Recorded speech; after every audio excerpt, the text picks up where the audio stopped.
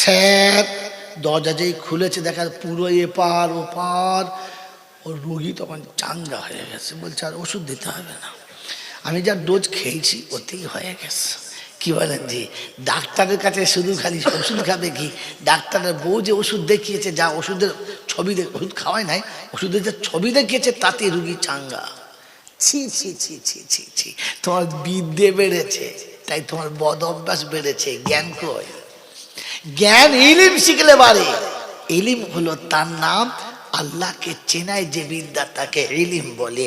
বন্ধুরা, আপনার কাছে জিজ্ঞাসা করছি বাস্তব জগতের সঙ্গে, যে ছেলেকে বাপ মানুষ করতে যৌবন কঙ্কাল করেছে, অকালে চোখে অন্ধ হয়ে গেছে, বৃদ্ধ হয় নাই, 40-এর আগে লাঠি ধরেছে, এই ছেলেকে মানুষ করে সমাজে দাঁড় করিয়ে দিয়েছে, এরপরে যখন ওই বৃদ্ধ বাপটা ডাকছে, আওয়া করিম, করিম রে করিম, করিমের ঘোড়ার ডিম, ও যত ডাকে সাড়াই দেয় না, সাড়া দেয় না, আর এই নিজের মতো চলে। কখনো সকলে এক আধবার বলে আর বলেই না। পাড়ার লোকেরা যদি ওই ছেলেটাকে দেখে আর পাশ থেকে কি আলোচনা করবে, আচ্ছা নেমো খারাপ, কত বড় বেঈমান, ওর বাপ ওকে মানুষ করার জন্য ভিটে সম্পত্তি সব বিক্রি করলো, ফুটপাতে বাস করলো, ওকে কলেজের প্রফেসর করে বাপ অন্ধ হয়ে গেল। এই অন্ধ পিতার ডাকে আর ছেলে সাড়া দেয় না। তখন ওই ছেলেটাকে পাড়ার লোক কি বলে? কথা বলেন, কথা বলেন, কি বলেন? নেমো খারাম। এই বাপের কথায় সারা না দিলে যদি নেমো খারাপ হয়, অন্ধ মায়ের পেটে দুফোটা নোংরা পাইতে তোমাকে তৈরি করেছে যে, ওর ভিতরে রক্ত আর মাংস করেছে যে, তোমাকে ট্যাকচার দিয়ে মানুষ বানিয়েছে যে, দুর্গম পথ দিয়ে পৃথিবীতে এনেছে যে, তোমার আনার পরে 2.5 বছরের খাবার আগে থেকে মায়ের বুকে ঢেলে দিয়েছে যে, ওই খোদার এত খেয়ে বড় হয়ে আজান দেয় আর বসে বসে বিড়ি খায়, এ শালাকে বলেন এই হারাম করতে কে? এরকম হারামি মরে যাবে আর এরকম মৌলবি দোয়া করবে, রব্বানা যালামনা, ফেরেশতা বলছে শালা তোকে প্রথম ধুনে দেবো, চুপ কর, মোটে মুখ করবে ধরে তোর আগ মেরে দেবো একদম। গোটা জীবন খোদার সঙ্গে নাফরমানি করেছো, তুমি নেমো খারামের খাতায় নাম লিখিয়েছো, আর বুড়ো বয়সে হজ করে ডাইট হাই সুবহানাল্লাহ, ফেরেশতা বলছে তো সুবহান ধুনে দেবো এক কিলি একদম। গোটা জিন্দেগি বল কি করছি ভাব, বোকা কোথাকার। 2 বার হজ করে বাড়ি ফিরেছে, কি নাম? ডবল হাজি, ডবল হাজি, কি নাম? ডবল হাজি।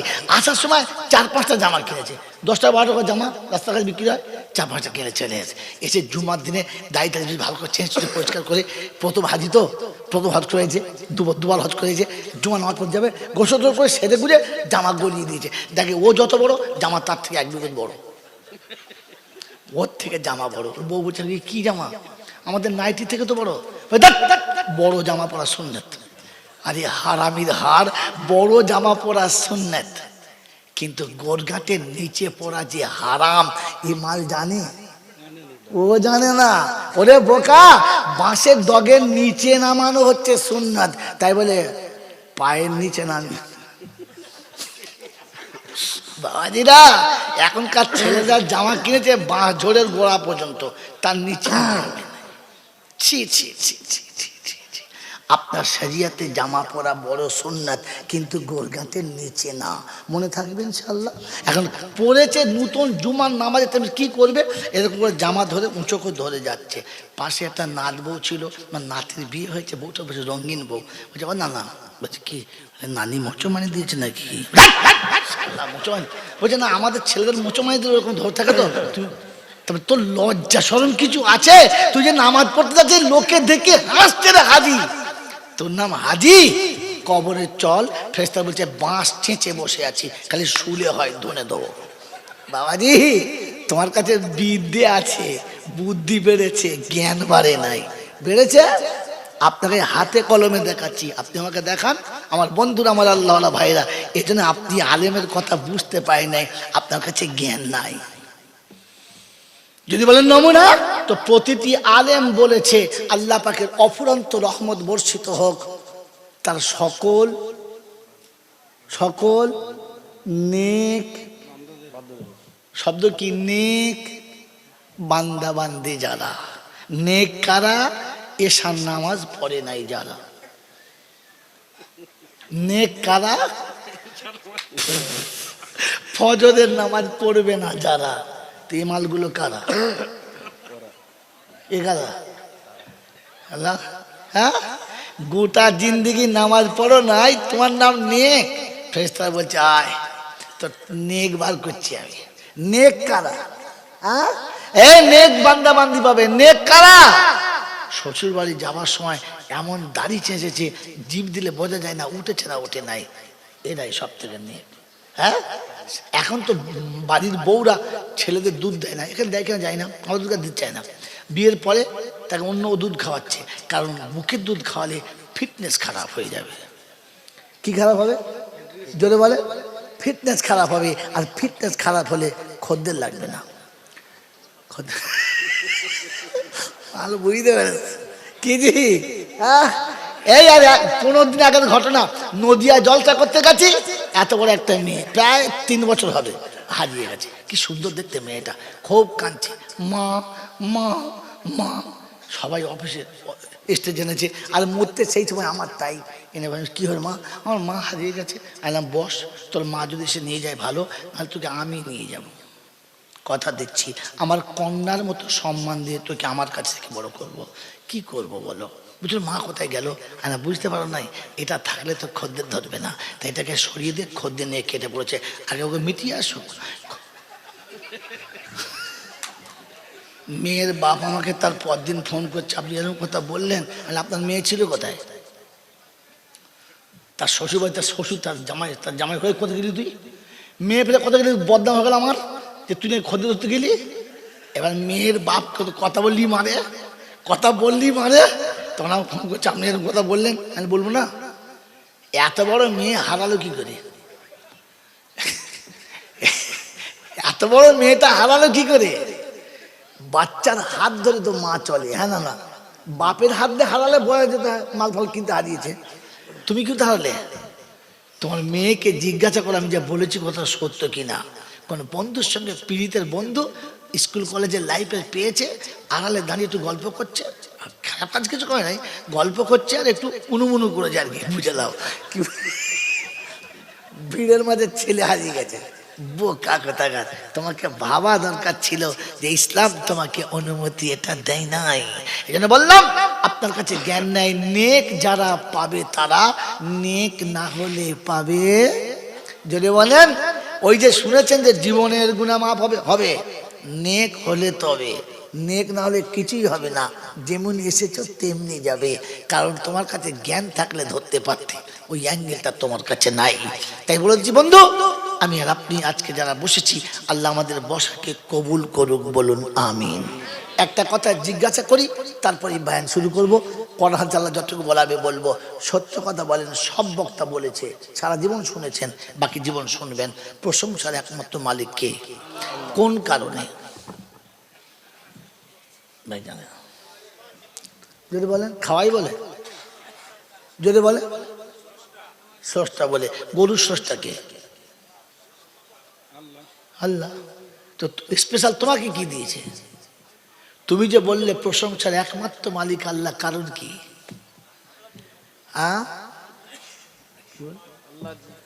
আল্লাহ জি খেপা কথা। এ বাবাজি, প্রশংসার একমাত্র মালিক আল্লাহ এই জন্য বলেছি যে তিনি আমাকে দয়া করে মানুষ করেছেন। শুধু মানুষ করেন নাই, সম্মানের আসনে বসিয়েছেন। শুধু তা করেন নাই, উম্মতে মুহাম্মাদি করেছেন। শুধু তা করেন নাই, মুসলমানের ঘরে পাঠিয়ে মুসলমানের ছেলে করেছেন। কটা? 4টে। প্রথম মানুষ করেছেন, সম্মানের আসন দিয়েছেন, উম্মতে মুহাম্মাদি করেছেন, মুসলমানের ছেলে করেছেন। আর মন্তব্য শেষে বলেছেন আমি তোকে মানুষ করলাম, সম্মান দিলাম, উম্মতে মুহাম্মাদি করলাম, মুসলমানের ছেলে করলাম, আর মুসলমান হয়ে আসার জন্য হুকুম দিলাম। যাবার সময় কি হয়ে যেতে বলেছে?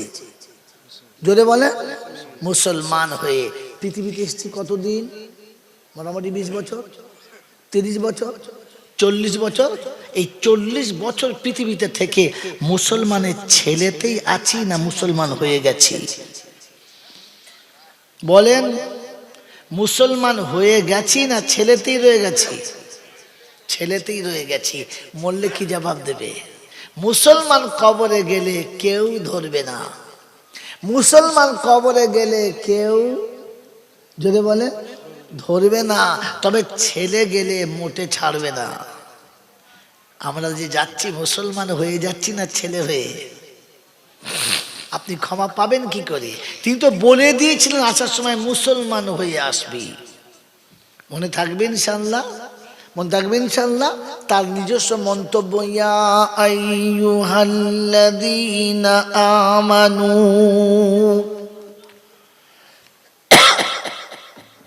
ইয়া আইয়ুহাল্লাযীনা আমানুত্তাকুল্লাহ হাক্কা তুকাতিহি ওয়া লা তামুতুন্না ইল্লা ওয়া আনতুম মুসলিমুন।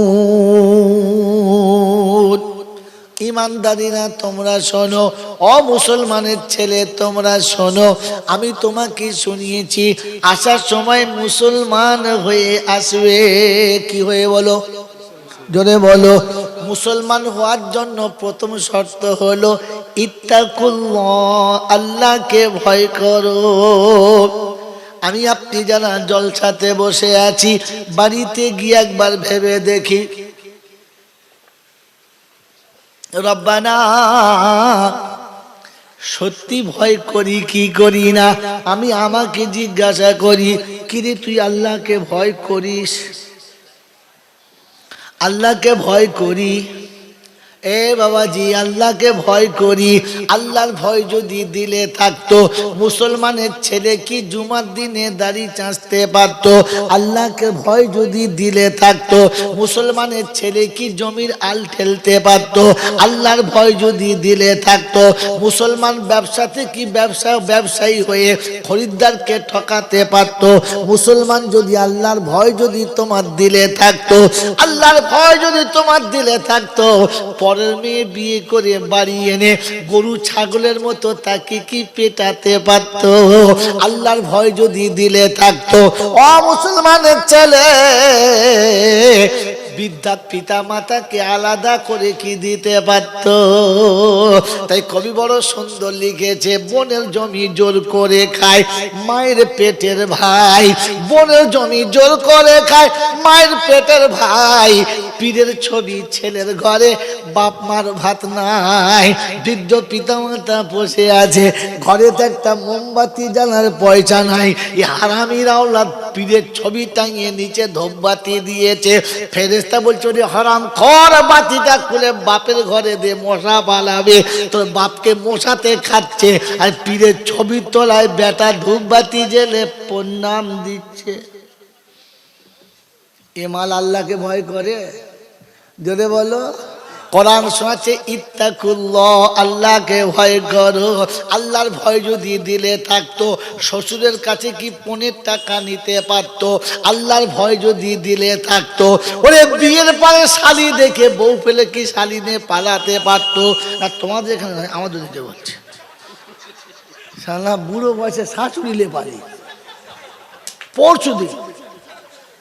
হ্যাঁ আমি করেছিস কি রে, এত সুন্দর মেয়েটা পেলে ওর মারলে পালিয়েছিস? মেয়েটা কাঞ্চা বলছে, যে আমার কপাল খারাপ। একটু চুপ কর, কাউকে বলে রে। হ্যাঁ, ছি ছি ছি ছি ছি ছি ছি। এরপরে জুমার নামাজ ওই মালটা যদি পড়তে আসে, ফেরেশতা কি লিখবে বলো? হারামি কোম্পানির ফার্স্ট এজেন্ট। লোক পালায়, সে শাশুড়ি পালা, কি জিনিস একখানা। আল্লাহ পাক শুনুন, ইয়া আইয়ুহাল্লাযীনা আমানুত্তাকুল্লাহ, ঈমানদারীরা আল্লাহকে ভয় করো। আল্লাহর ভয় যখন দিলে হবে, আযান দিলে ছুটে মসজিদে গিয়ে দাঁড়িয়ে যাবে। তাই কোরআন চলছে, ভয়ের প্রথম নমুনাটা শুনে নাও।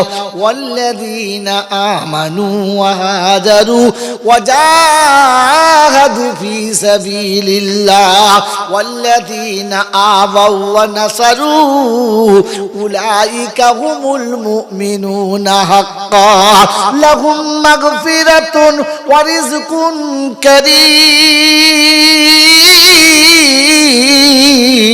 কোরআন শরীফের পারা নাম্বার 10, সূরার নাম সূরা আনফাল, আয়াত নাম্বার 74, 74 নম্বর আয়াতে বাঁদিকের পৃষ্ঠার মিডল পয়েন্টের নিচেতে আল্লাহ পাক ওয়াল্লাযীনা আমানু ওয়া হাজারু, ঈমানদার হলো তারা আমি ডাকলে সঙ্গে সঙ্গে সাড়া দেবে যারা।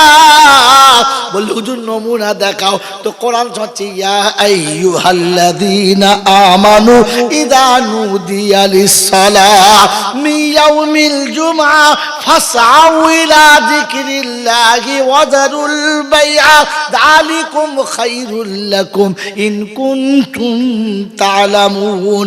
কোরআন শরীফের পারা নাম্বার 28, সূরার নাম সূরা জুমা, আয়াত নাম্বার 8-9 বাঁদিকের পৃষ্ঠার শুরুতে দেখতে হয়। কোরআন শুনিয়ে দিচ্ছি ইয়া আইয়ুহাল্লাযীনা আমানু ইযা নুদিয়া লিস-সালাহ, ওই ঈমানদার আমি জুমার দিনে তোকে ডেকেছি, মাতালকে ডাকি নাই, জুয়াখোরকে ডাকি নাই, মদখোরকে ডাকি নাই, হারামখোরকে ডাকি নাই, সুদখোরকে ডাকি নাই, আমি আল্লাহ নাফরমানদের ডাকি নাই, ঈমানদারদের ডেকেছিলাম জুমার দিনে।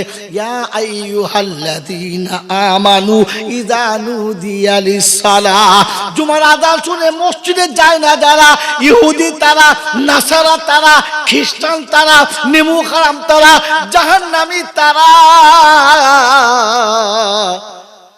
মাথায় টুপি দিয়ে বসে আছি যারা, ভেবে দেখি আমরা কারা।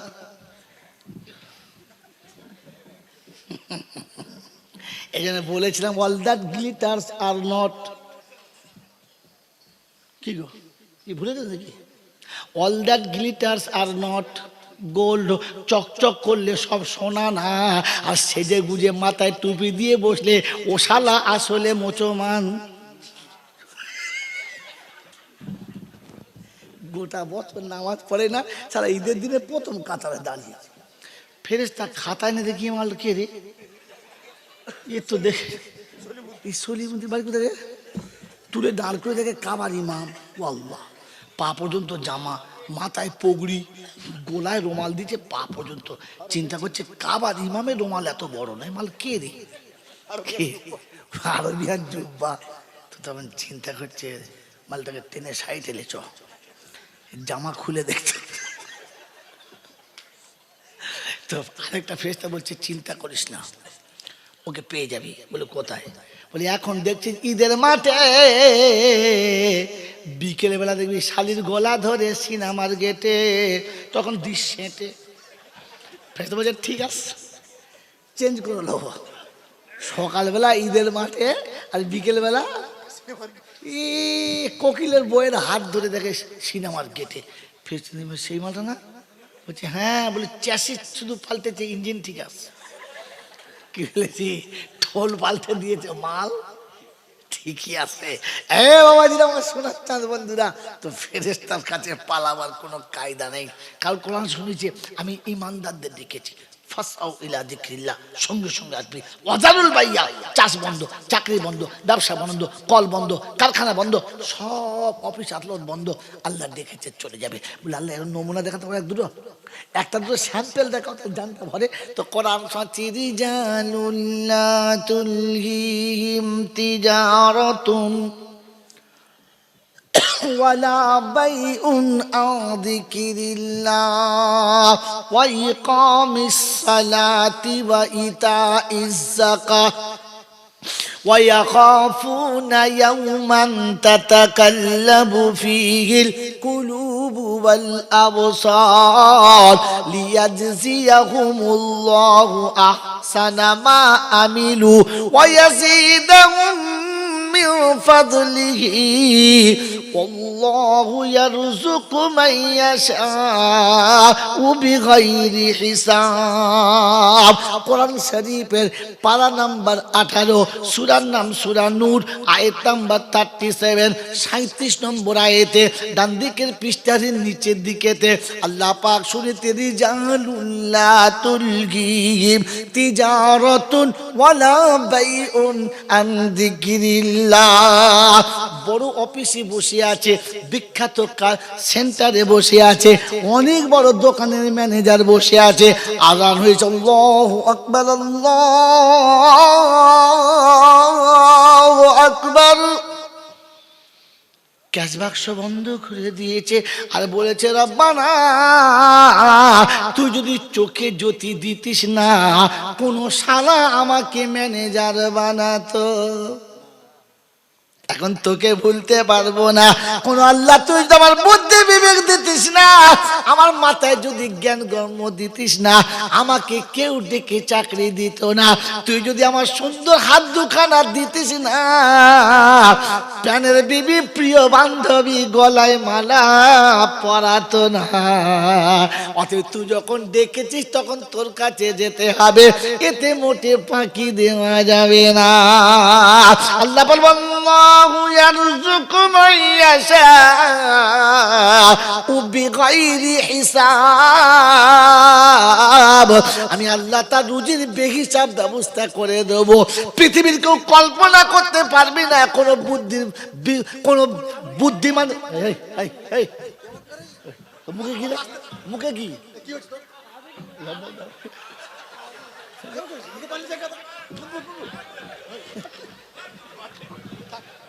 চিন্তা নাই, ও তো ছোট থেকে পান খাওয়া বস করে দিয়েছে আর কি করবে। হ্যাঁ পয়াকা টান টান তার নাম হলো মিষ্টি পান। পানের বানান শিখেছ? পান বানান কি? পয়াকার টান টান। এটা আপনি বুঝতে পারেন না, ও পারে মা বললা বুঝতে পেরেছে। হ্যাঁ কে রে বন্ধু, ওই শাড়ি দিয়ে জোড়া জোড়া মিষ্টি খেয়েও পান, আর জেনে রেখো বন্ধু আমার ভাবি জানের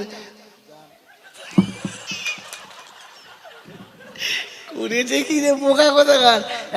বুড়ো বয়সের কথা বলা যাবে না, ইয়ং বয়স হলে যা হতে হতো। কি বলেন যে বাবাজিরা সোনারা জ্ঞানীজনরা শুধু মানুষেরা বিবি এদিকে শাড়ি চেয়ে পায় না, ভাত করে শাড়ি খেলে ভাবি রাখি ভাবি রেখে দাও। বউ বলছে হ্যাঁ গো তা ভাবি রে দিলে আমার কোথায় বলে সব বনাস। আর ভাবি কি বলছে? ছোট ভাই যেই বলেছে ছোট ভাই এরার বাড়িতে আর মন নাই, তোর কাছে পাইকেল পুরুক করে ওড়ার ধান্দা করছে। বাবাজি এরপরেও যদি বলে আমি মুসলমান তো ফেরেশতা চিন্তা করছে খোদা বাঁশ ফাটান, গোটা ভাষা ফাটা ভাষান। এই জন্য শুনিয়ে দিচ্ছি, সময় দেখে দেন আল্লাহ পাক শুনিয়ে দিয়েছেন আল্লাহু ইয়ারযুকু মান ইয়াশাউ বিগাইরি হিসাব। আল্লাহ বেহিসাব রুজি দেবে। আল্লাহ ঠিক আছে দেবে, ঠিক বুঝতে পারছি দেবে, কিন্তু একটা আত্মাকে দিয়েছে দেখাও, একটা দুটো দিয়েছে এমন দেখাও। কোরআন বলছে মালটাকে লাইনে বসাও, ওযু করাও আর শোনাও। কুল্লামা দাখালা আলাইহা যাকারিয়াল মিহরাব ওয়াজাদা ইনদাহা রিজকা ক্বালা ইয়া মারইয়াম আন্না লাকি হাদা ক্বালাত হুয়া মিন ইনদিল্লাহ ইন্নাল্লাহা ইয়ারযুকু মান ইয়াশাউ বিগাইরি হিসাব। হযরত মারইয়াম তখন বাচ্চা, বাপ চলে গেছে, মা চলে গেছে, ওকে গেলে সন্ধ্যা সকাল হয়ে যাবে বলবো না। ওদিক থেকে ফিরে চলে এসেছে বাবাজি খালুর কাছে, মানুষ হচ্ছে জাকারিয়া আলাইহিস সালামের কাছে। চিন্তা করছে হায় হায় মা তো আল্লাহর কাছে কসম খেয়েছে, আল্লাহ আমার পেটে যে বাচ্চা আছে ওই বাচ্চা যখন প্রসব হবে কাবার খাদেম বানাবো। প্রসবের পরে দেখে মেয়ে ছেলে, বললে আল্লাহ করলে কি? আমি বললাম কে তুমি করলে কি?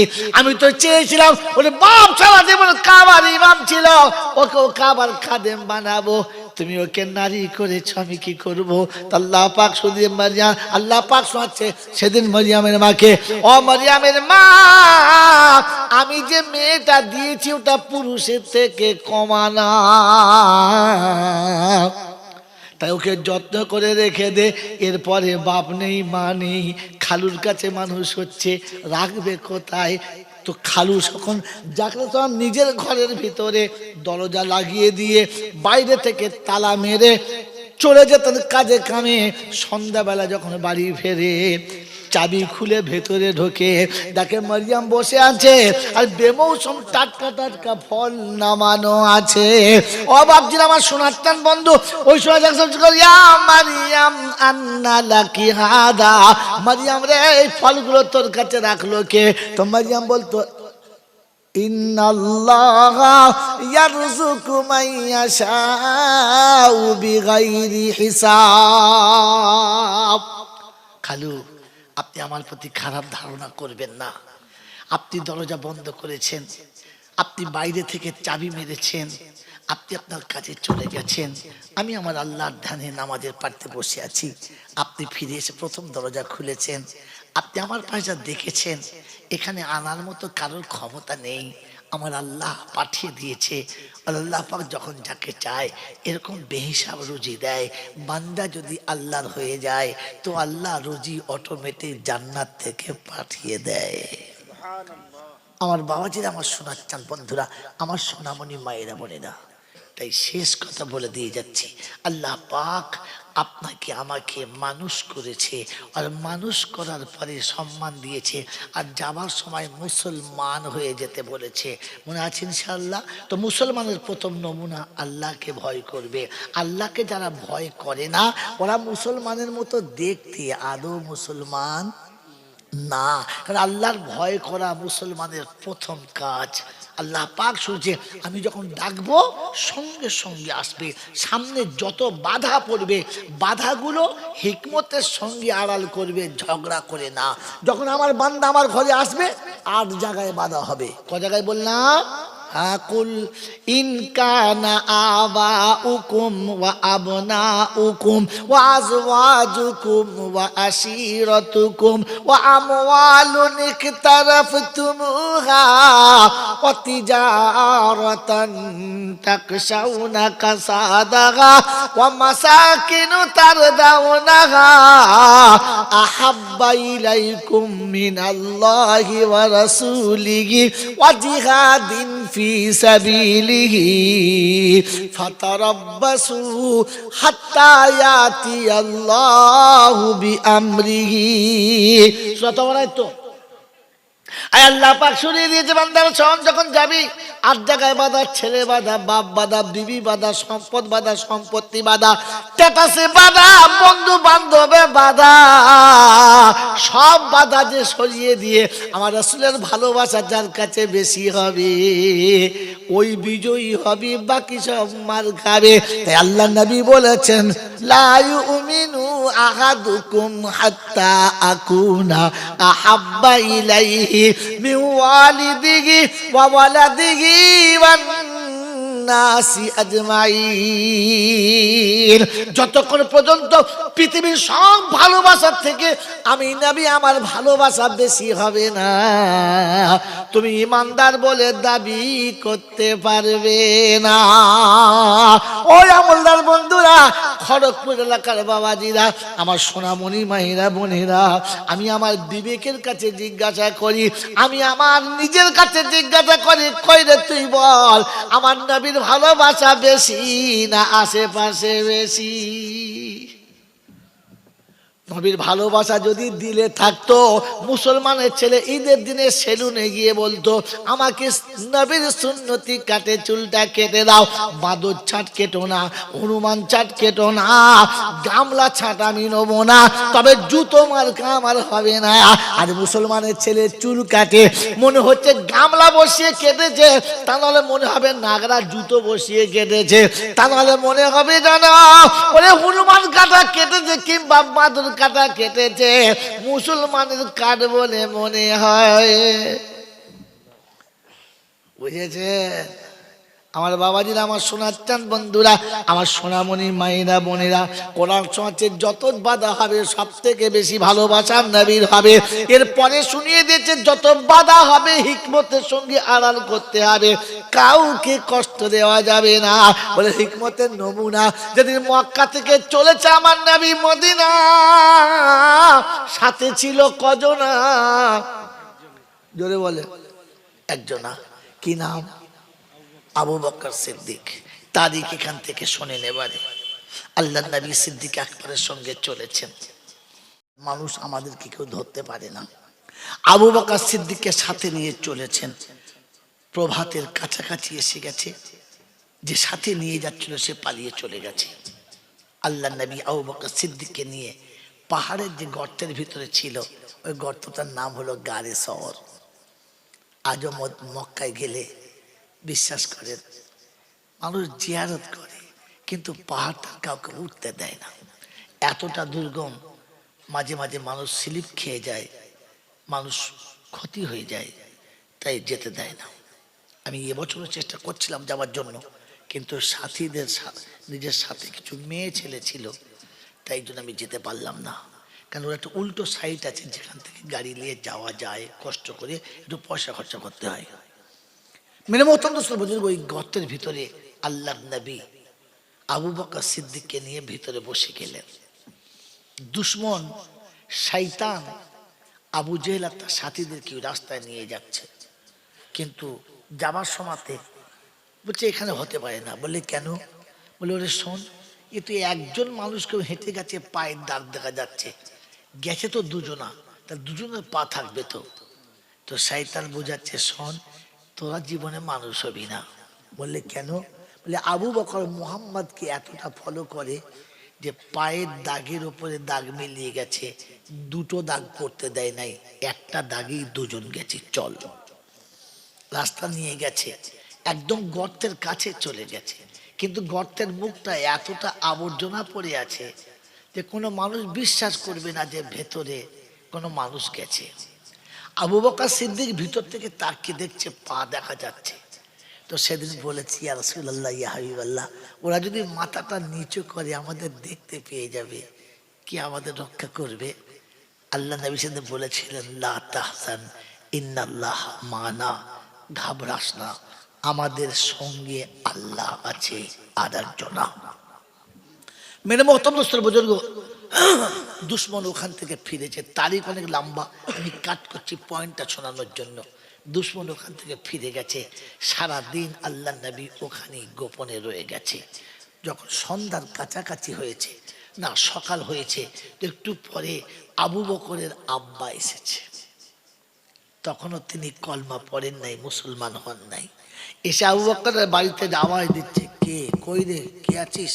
তা আবু বকরের ছোট্ট বাচ্চা মেয়ে আসমা ছুটে পাকে বার হয়েছে। দাদু কিছু বলবেন, তোর আব্বা কোথায়? বলে জানি না কোথায় গেছে। কার সাথে গেছে? সেই মুহাম্মাদের পাল্লায় পড়েছে নিশ্চয়ই। বললে তা জানি না। বলে তোরাও ওই দলে তো, তাই তোরা বলবি না। আবু বকর সিদ্দিক রাদিয়াল্লাহু আনহুর আব্বা তখন দু চোখে অন্ধ, কিছু দেখতে পেতেন না। আমার আল্লাহওয়ালা ভাইরা, তাই বাপ তো টাকার থেকে সুদের মায়া বেশি, টাকার থেকে সুদের মায়া বেশি। তাই আবু বকরের বাচ্চা তো হাতটা ধরে বলছে, আরে তোর বাপ তো চলে গেছে, তোদের জন্য খাবারের ব্যবস্থা কি করে গেছে, তোরা খাবি কি, ঘরে আছে কি? তো মেয়ে কত সৎ দেখুন, কত আল্লাহওয়ালি দেখুন, বলছে দাদু আমার আব্বা এতটা পয়সা রেখে গেছে যে আমাদের কোনো অসুবিধা হবে না। তো বলছে কই দেখা দেখি কোথায় আছে।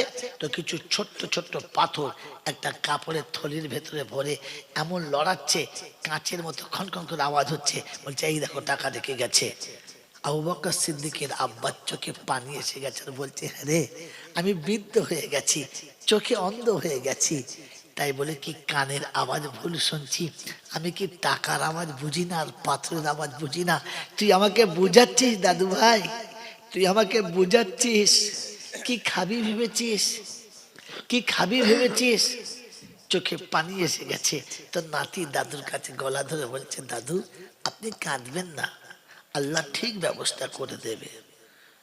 তোরা বলছিস? বললে হ্যাঁ। আবু বকর সিদ্দিকের আব্বা চলে গেলেন। দুপুরে সব রান্না বান্না যতটুকু ছিল সেইটুকু শেষ রান্না হয়ে গেছে। খেতে বসেছে।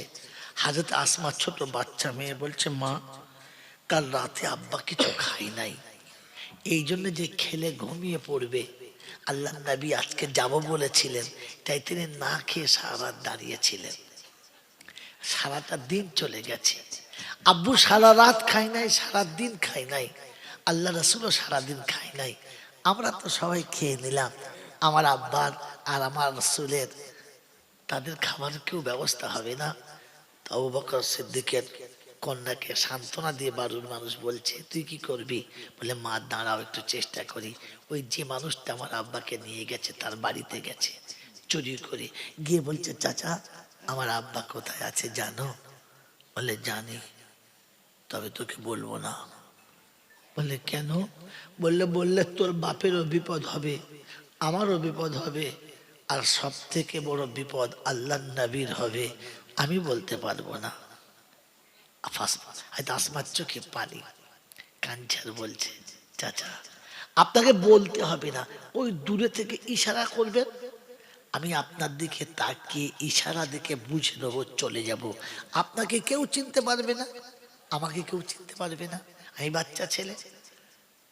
ওই মানুষটার মনে দয়া হলো, বলে, ঠিক আছে চলো।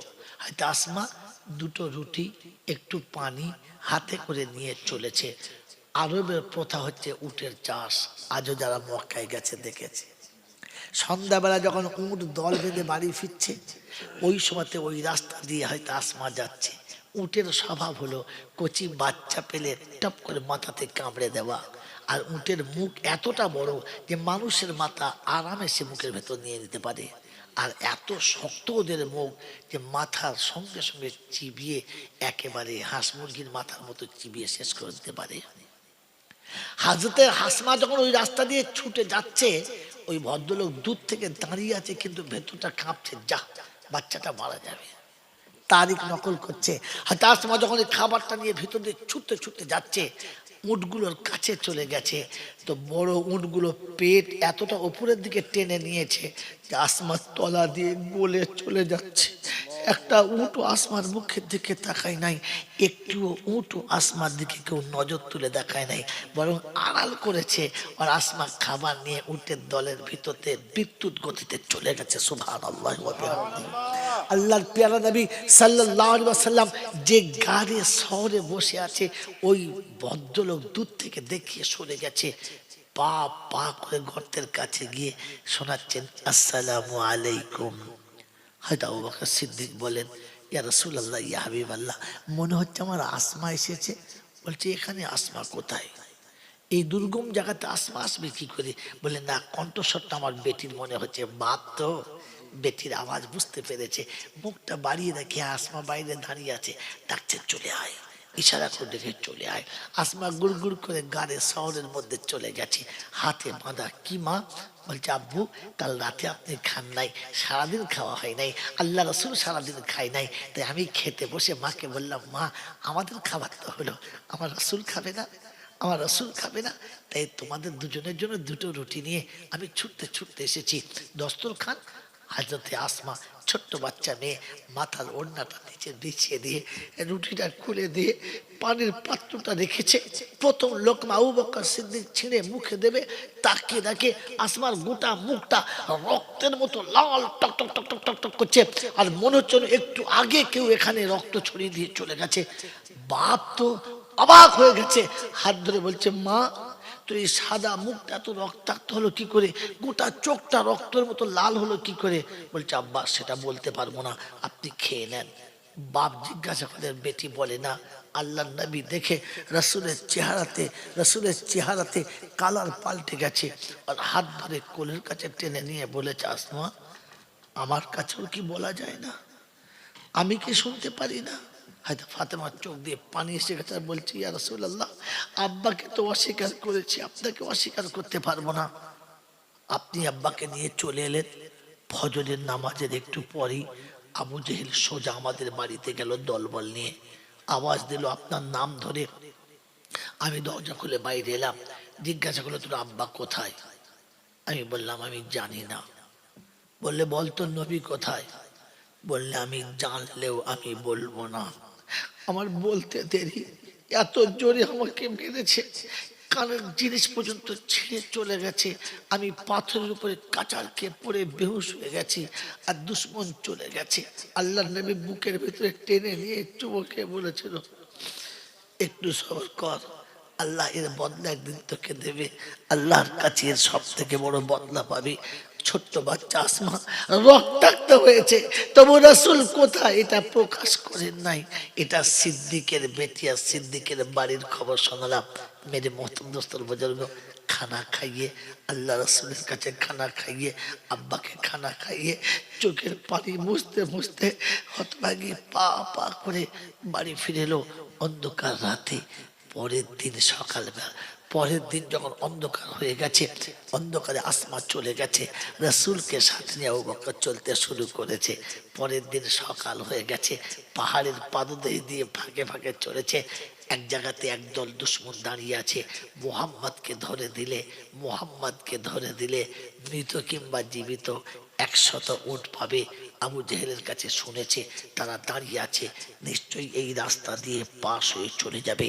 আমার আল্লাহওয়ালা ভাইয়েরা, জ্ঞানীজনরা, সুধী মানুষরা, ওই সময় যখন সামনে চলে গেছে, আটকে দিয়েছে।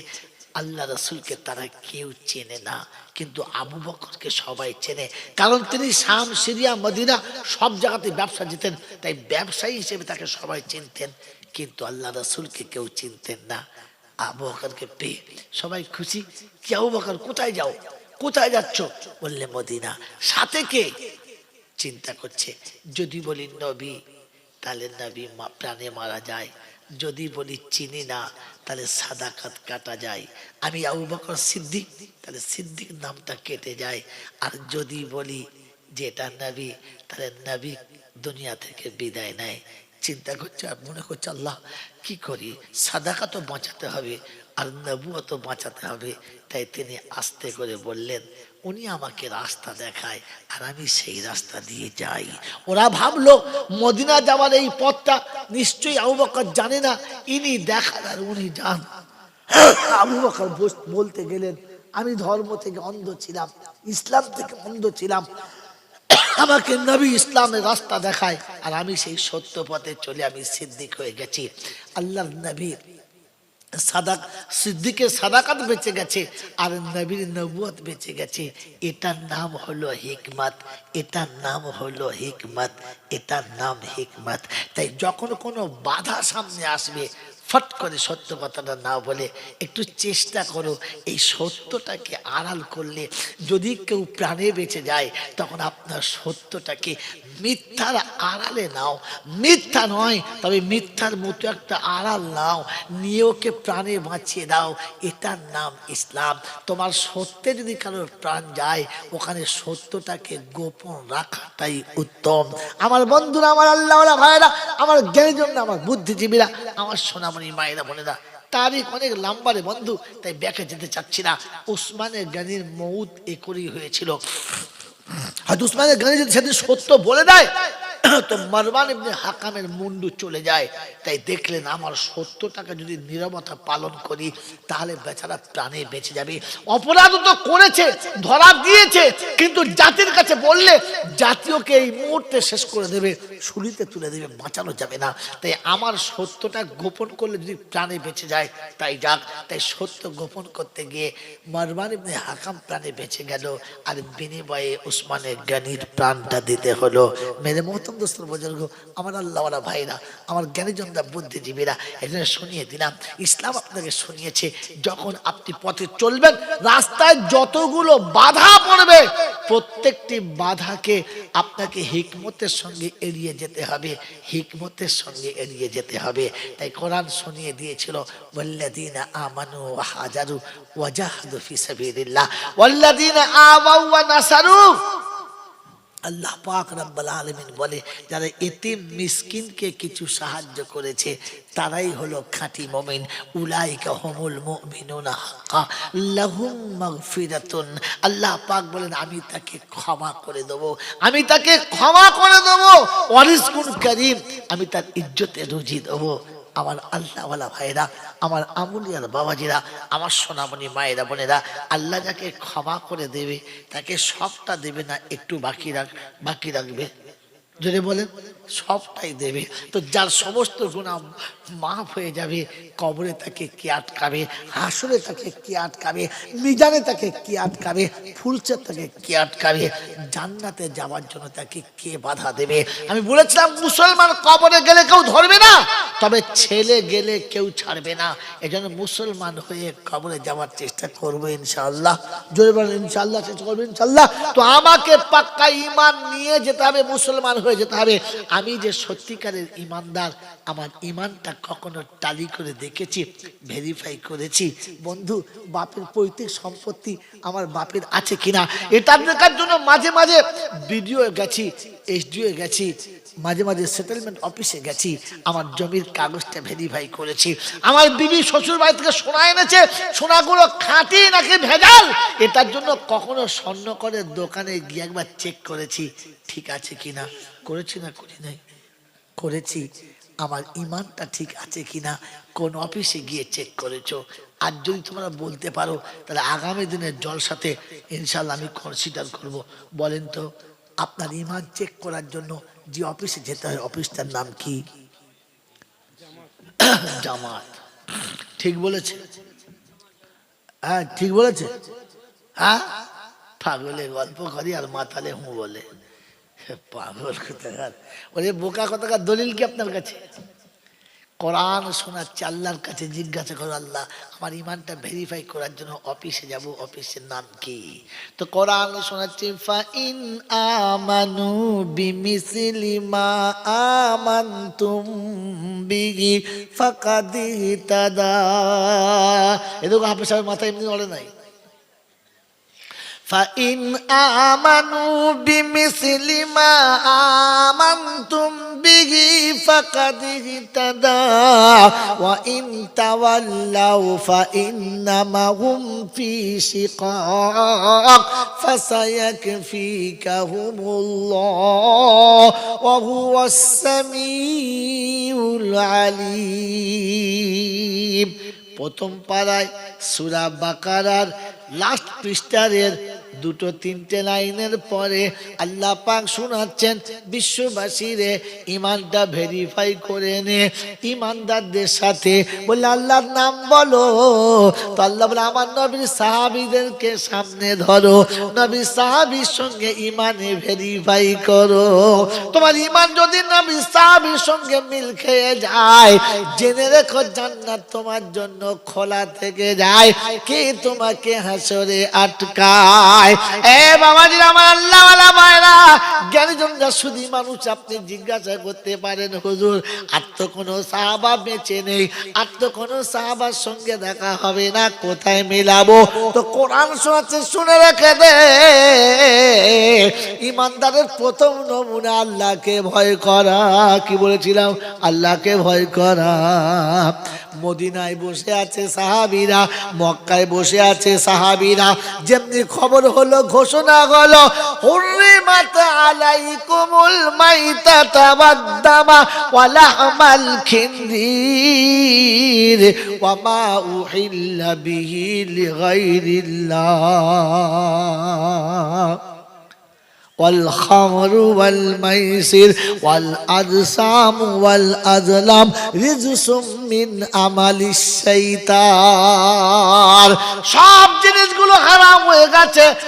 মুসলমানের ছেলে শুনে রেখে দাও, যেমনি সাহাবীরা শুনেছে, মানুষ আমাদেরকে কেউ ধরতে পারে না। আবু বকর সিদ্দিককে সাথে নিয়ে চলেছেন, প্রভাতের কাছাকাছি এসে গেছে, যে সাথে নিয়ে যাচ্ছিল সে পালিয়ে চলে গেছে। আল্লাহ নবী আবু বকর সিদ্দিককে নিয়ে পাহাড়ের যে গর্তের ভিতরে ছিল, ওই গর্তটার নাম হলো গারে সওর। আজও মক্কায় গেলে বিশ্বাস করেন, মানুষ জিয়ারত করে, কিন্তু পাহাড়টা কাউকে উঠতে দেয় না, এতটা দুর্গম। মাঝে মাঝে মানুষ স্লিপ খেয়ে যায়, মানুষ ক্ষতি হয়ে যায়, তাই যেতে দেয় না।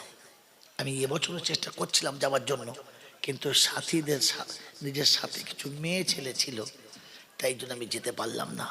কারণ ওর একটা উল্টো সাইড আছে, যেখান থেকে গাড়ি নিয়ে যাওয়া যায়, কষ্ট করে একটু পয়সা খরচা করতে হয়। মেরে মহতরম বুজুর্গ, ওই গর্তের ভিতরে আল্লাহর নবী আবু বকর সিদ্দিককে নিয়ে ভিতরে বসে গেলেন। দুশমন শয়তান আবু জেহেল আর তার সাথীদেরকে রাস্তায় নিয়ে যাচ্ছে, কিন্তু যাবার সময়তে বলছে এখানে হতে পারে না। বলে কেন?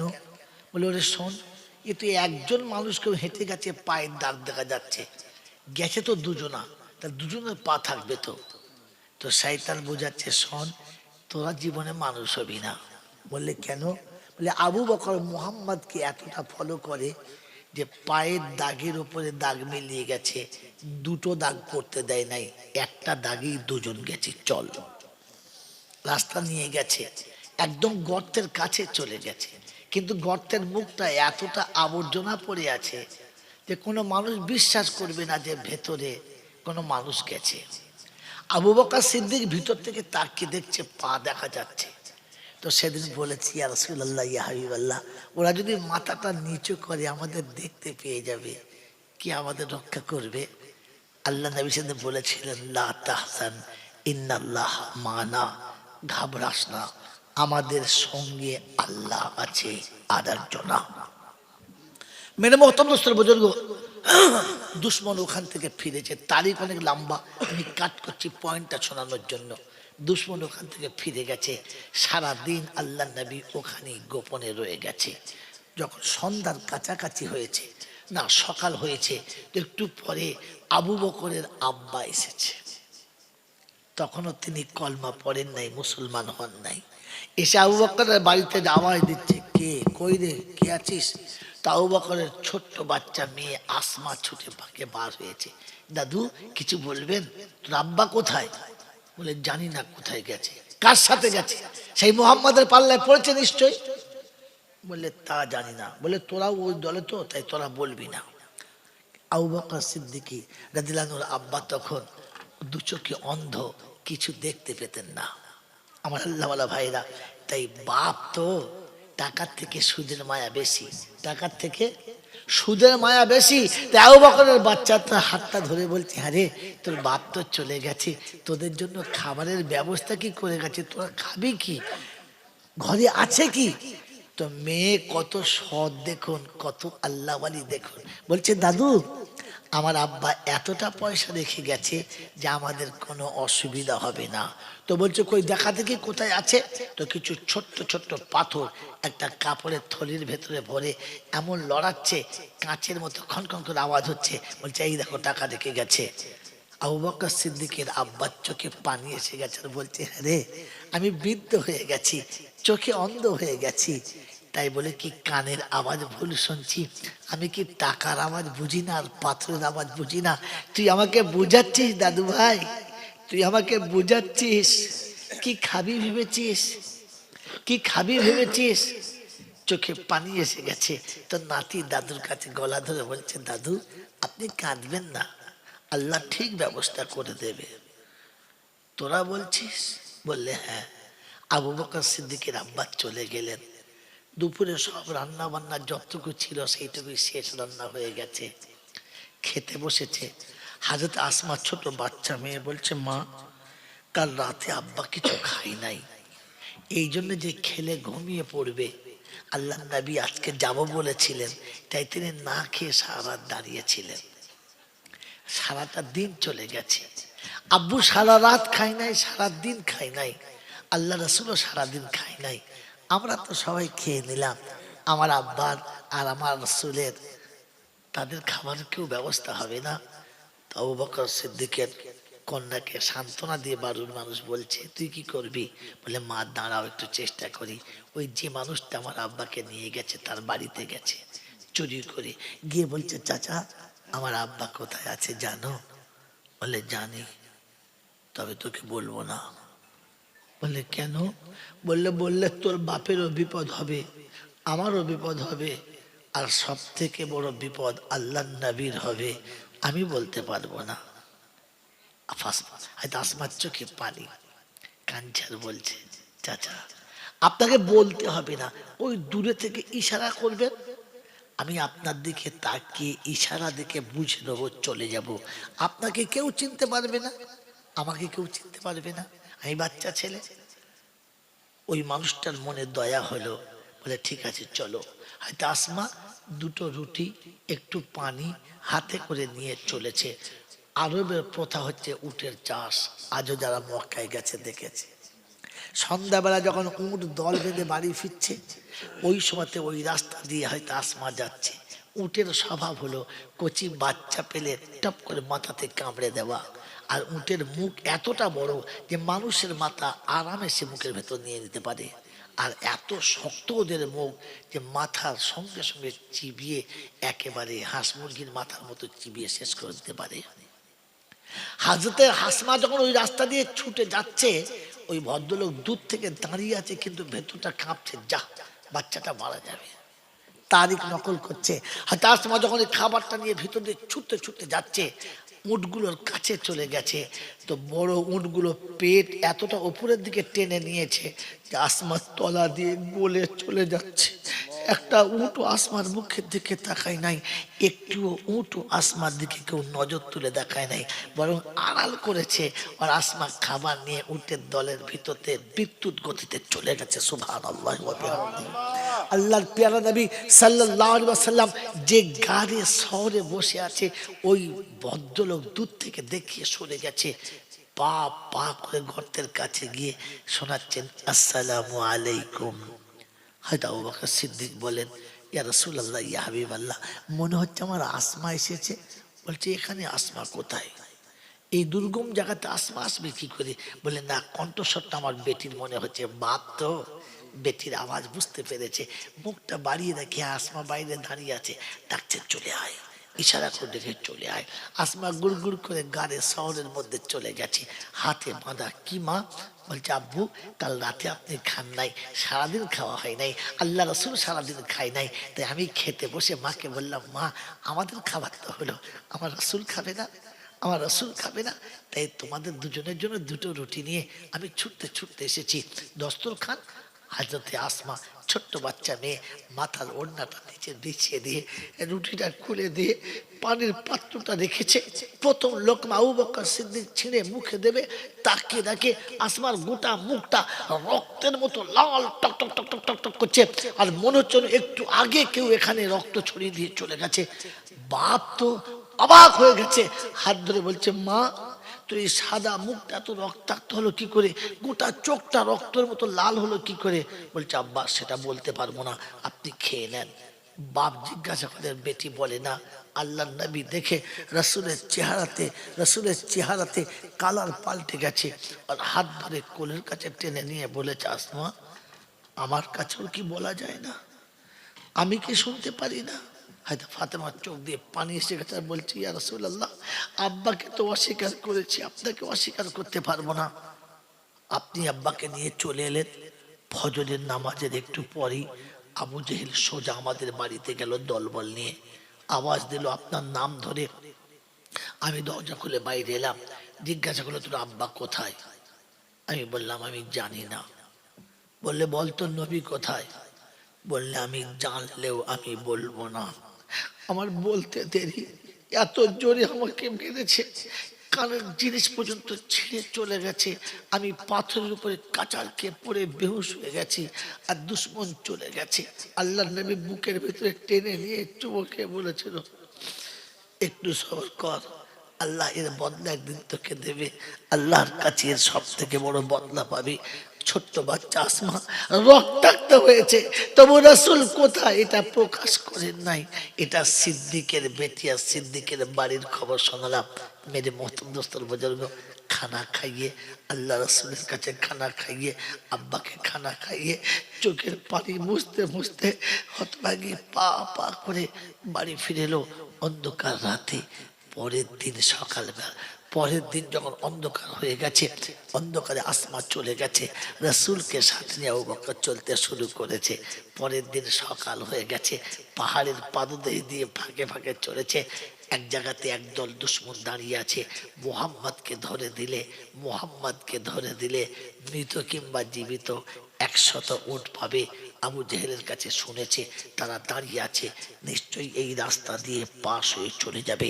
আমার আল্লাহওয়ালা ভাইয়েরা, জ্ঞানীজনরা, সুধী মানুষরা, ওই সময় যখন সামনে চলে গেছে, আটকে দিয়েছে, আল্লাহ রসুলকে তারা কেউ চেনে না, কিন্তু আবু বকরকে সবাই চেনে, কারণ তিনি শাম, সিরিয়া, মদিনা সব জায়গাতে ব্যবসা যেতেন, তাই ব্যবসায়ী হিসেবে তাকে সবাই চিনতেন, কিন্তু আল্লাহ রসুলকে কেউ চিনতেন না। আবু বকরকে পেয়ে সবাই খুশি। কি আবু বকর, কোথায় যাও, কোথায় যাচ্ছ? বললে মদিনা। সাথে কে? চিন্তা করছে, যদি বলি নবী তাহলে নবী প্রাণে মারা যায়, যদি বলি চিনি না তাহলে সাদাকাত কাটা যায়, আমি আবু বকর সিদ্দিক তাহলে সিদ্দিক নামটা কেটে যায়, আর যদি বলি যে এটা নবী তাহলে নবী দুনিয়া থেকে বিদায় নেয়। চিন্তা করছে আর মনে করছে আল্লাহ কি করি, সাদাকা তো বাঁচাতে হবে আর নবুও তো বাঁচাতে হবে। তাই তিনি আস্তে করে বললেন, উনি আমাকে রাস্তা দেখায় আর আমি সেই রাস্তা দিয়ে যাই। ওরা ভাবলো মদিনা যাওয়ার এই পথটা নিশ্চয়ই আবু বকর জানে না, ইনি দেখান আর উনি যান। আবু বকর বলতে গেলেন, আমি ধর্ম থেকে অন্ধ ছিলাম, ইসলাম থেকে অন্ধ ছিলাম, আমাকে নবী ইসলামের রাস্তা দেখায় আর আমি সেই সত্য পথে চলে আমি সিদ্দিক হয়ে গেছি। আল্লাহর নবী সিদ্দিকের সাদাকাত বেঁচে গেছে আর নবীর নবুয়ত বেঁচে গেছে। এটার নাম হলো হিকমত, এটার নাম হলো হিকমত, এটার নাম হিকমত। তাই যখন কোনো বাধা সামনে আসবে ফট করে সত্য কথাটা না বলে একটু চেষ্টা করো এই সত্যটাকে আড়াল করলে যদি কেউ প্রাণে বেঁচে যায় তখন আপনার সত্যটাকে মিথ্যার আড়ালে নাও, মিথ্যা নয় তবে মিথ্যার মতো একটা আড়াল নাও, নিয়ে ওকে প্রাণে বাঁচিয়ে দাও। এটার নাম ইসলাম। তোমার সত্যে যদি কারোর প্রাণ যায় ওখানে সত্যটাকে গোপন রাখাটাই উত্তম। আমার বন্ধুরা, আমার আল্লাহওয়ালা ভাইয়েরা, আমার জ্ঞানীজন, আমার বুদ্ধিজীবীরা, আমার সোনামণি মায়েরা বোনেরা, তারিখ অনেক লম্বারে বন্ধু, তাই ব্যাকে যেতে চাচ্ছি না। উসমানের গানির মউত এ করেই হয়েছিল। হয়তো উসমানের গানি যদি সেদিন সত্য বলে দেয় তো মারওয়ান ইবনে হাকামের মুন্ডু চলে যায়। তাই দেখলেন আমার সত্যটাকে যদি নীরবতা পালন করি তাহলে বেচারা প্রাণে বেঁচে যাবে। অপরাধ তো করেছে, ধরা দিয়েছে, কিন্তু জাতির কাছে বললে জাতীয়কে এই মুহূর্তে শেষ করে দেবে, শুলিতে তুলে দেবে, বাঁচানো যাবে না। তাই আমার সত্যটা গোপন করলে যদি প্রাণে বেঁচে যায় তাই যাক। তাই সত্য গোপন করতে গিয়ে মারওয়ান ইবনে হাকাম প্রাণে বেঁচে গেল আর বিনিময়ে উসমানের গানির প্রাণটা দিতে হলো। মেরে মহতম দোস্তর বুজুর্গ, আমার আল্লাহওয়ালা ভাইরা, আমার জ্ঞানীজনরা, বুদ্ধিজীবীরা, এজন্য শুনিয়ে দিলাম ইসলাম আপনাকে শুনিয়েছে যখন আপনি পথে চলবেন রাস্তায় যতগুলো বাধা পড়বে প্রত্যেকটি বাধাকে আপনাকে হিকমতের সঙ্গে এড়িয়ে যেতে হবে, হিকমতের সঙ্গে এড়িয়ে যেতে হবে। তাই কোরআন শুনিয়ে দিয়েছিল, ওয়াল্লাযীনা আমানু ওয়া হাজারু ওয়া জাহাদু ফি সাবিলিল্লাহ ওয়াল্লাযীনা আওয়াউ ওয়া নাসারু। আল্লাহ পাক রব্বুল আলামিন বলে যারা এতিম মিসকিনকে কিছু সাহায্য করেছে তারাই হলো খাঁটি মুমিন। উলাইকা হুমুল মুমিনুনা হাক্কা লাহুম মাগফিরাতুন। আল্লাহ পাক বলেন আমি তাকে ক্ষমা করে দেব, আমি তাকে ক্ষমা করে দেব, ওয়া রিজকুন কারীম, আমি তার ইজ্জতে রুজি দেব। আমার আল্লাহওয়ালা ভাইরা, আমার আমুলিয়ার বাবাজিরা, আমার সোনামণি মায়েরা বোনেরা, আল্লাহ যাকে ক্ষমা করে দেবে তাকে সবটা দেবে না, একটু বাকি রাখবে। যদি বলেন সবটাই দেবে। তো যার সমস্ত গুনাহ মাফ হয়ে যাবে কবরে তাকে কে আটকাবে, হাসরে তাকে কে আটকাবে, মিজানে তাকে কে আটকাবে, ফুলসে তাকে কে আটকাবে, জান্নাতে যাওয়ার জন্য তাকে কে বাধা দেবে? আমি বলেছিলাম মুসলমান কবরে গেলে কেউ ধরবে না, তবে ছেলে গেলে কেউ ছাড়বে না। এজন্য মুসলমান হয়ে কবরে যাওয়ার চেষ্টা করবো ইনশাআল্লাহ। জোরে বলেন ইনশাআল্লাহ, চেষ্টা করবো ইনশাআল্লাহ। তো আমাকে পাক্কা ঈমান নিয়ে যেতে হবে, মুসলমান হয়ে যেতে হবে। আমি যে সত্যিকারের ঈমানদার, আমার ঈমানটা কখনো টালি করে দেখেছি, ভেরিফাই করেছি। বন্ধু, বাপের পৈতৃক সম্পত্তি আমার বাপের আছে কিনা এটা দেখার জন্য মাঝে মাঝে বিডিও গেছি, এসডিও গেছি, মাঝে মাঝে সেটেলমেন্ট অফিসে গেছি, আমার জমির কাগজটা ভেরিফাই করেছি। আমার বিবি শ্বশুর বাড়ি থেকে সোনা এনেছে, সোনাগুলো খাঁটি নাকি ভেজাল এটার জন্য কখনো স্বর্ণকরের দোকানে গিয়ে একবার চেক করেছি ঠিক আছে কিনা। করেছি না করি নাই? করেছি। আমার ঈমানটা ঠিক আছে কিনা কোন অফিসে গিয়ে চেক করেছো? আর যদি তোমরা বলতে পারো তাহলে আগামী দিনের জলসাতে ইনশাআল্লাহ আমি কনসিডার করব। বলেন তো আপনার ঈমান চেক করার জন্য যে অফিসে যেতে হয় অফিসটার নাম কি? জামাত। ঠিক বলেছে। হ্যাঁ ঠিক বলেছে। হ্যাঁ পাগলে গল্প করি আর মাতালে হুঁ বলে। পাগল কোথাকার, ওরে বোকা কোথাকার। দলিল কি আপনার কাছে? কোরআন শোনাচ্ছে, আল্লাহর কাছে জিজ্ঞাসা করো, আল্লাহ আমার ইমানটা ভেরিফাই করার জন্য অফিসে যাব, অফিসের নাম কি? তো কোরআন শোনাচ্ছে ফাইন আমানু বিমিসলি মা আমানতুম বিহি ফাকাদ ইহতাদা। এদিকে হাফেজ সাহেব মাথা এমনি নড়ে নাই। فإن آمنوا بمثل ما آمنتم به فقد اهتدى وإن تولوا فإنما هم في شقاق فسيكفيكهم الله وهو السميع العليم।